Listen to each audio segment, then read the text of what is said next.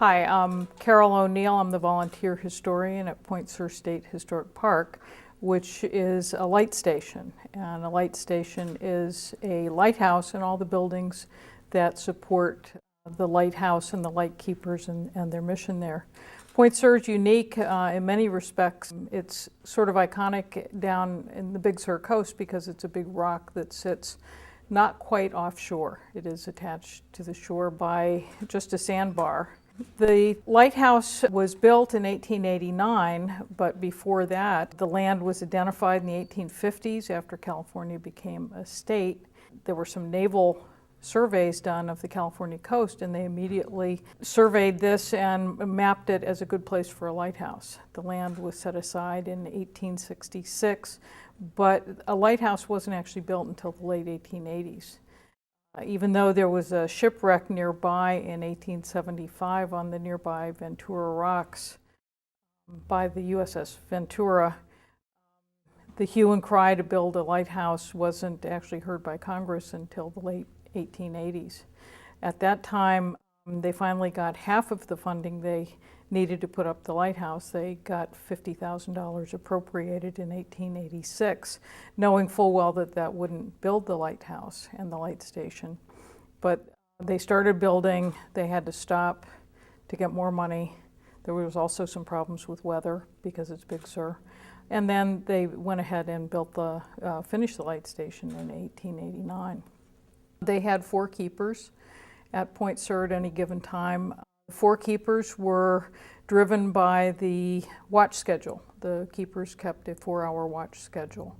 And they had to have 4-hour watch schedules because that's how long the light would go around without it being wound up again. So the keepers had to keep the lights not only burning, but they had to keep the lens going around. Point Sur had a big, enormous first order Fresnel lens, which is located here in the museum. It was a dangerous undertaking to build Point Sur and all the buildings there. They had to blast the top off of the rock. They took it down to 361 feet, which is what it is today. There were no level spots at Point Sur until they started blasting away. They took about 80 feet off the top. They built a railway to the top because a road was considered too expensive. So they had a railway that went up to the top from the east to the west, down the west face and out to the north where they built the lighthouse in a niche that they blasted out of the rock about halfway down to the water. The 4 keepers and their families lived at Point Sur from 1889, all the way up until the Coast Guard took over in 1939. And then some changes happened. The largest one was probably World War II. Came and they added Navy, Coast Watchers. And once the Navy came, they also found out what a great place Point Sur was for conducting experiments with the water.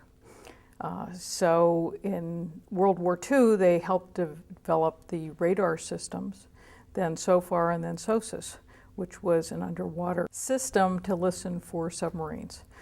Point Sur was an active light station and lighthouse up until it's still an active lighthouse. It was a manned lighthouse and light station up until 1974, when the light itself was automated. At that time, the Coast Guard essentially took all of their people off of Point Sur and they operated the lighthouse, the light, remotely, first from Monterey and then from Alameda. The light today is still an active aid to navigation, but all of the buildings were closed up by the Coast Guard and given to the state of California in 1984.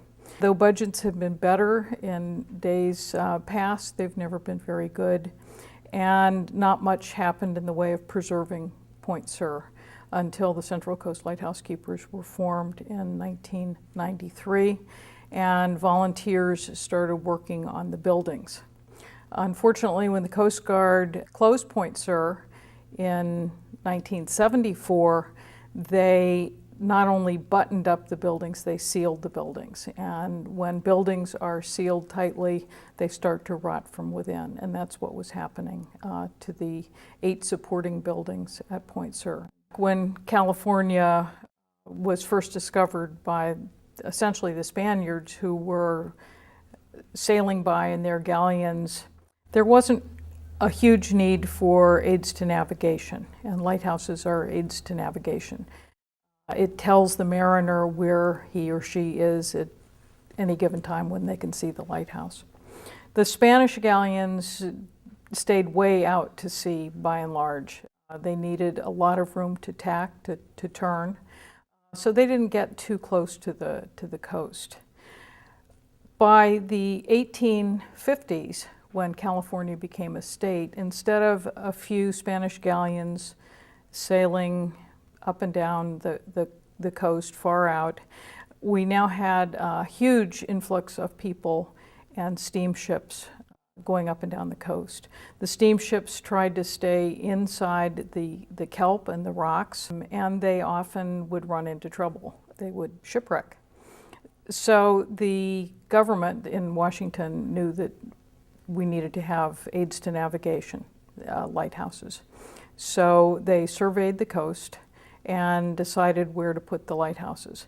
The first 5 lighthouses were put up immediately. One here on the Monterey Peninsula at Point Pinos, there was one at Point Loma, Alcatraz. The first few that they built, the exception being Point Pinos and Alcatraz, were built high.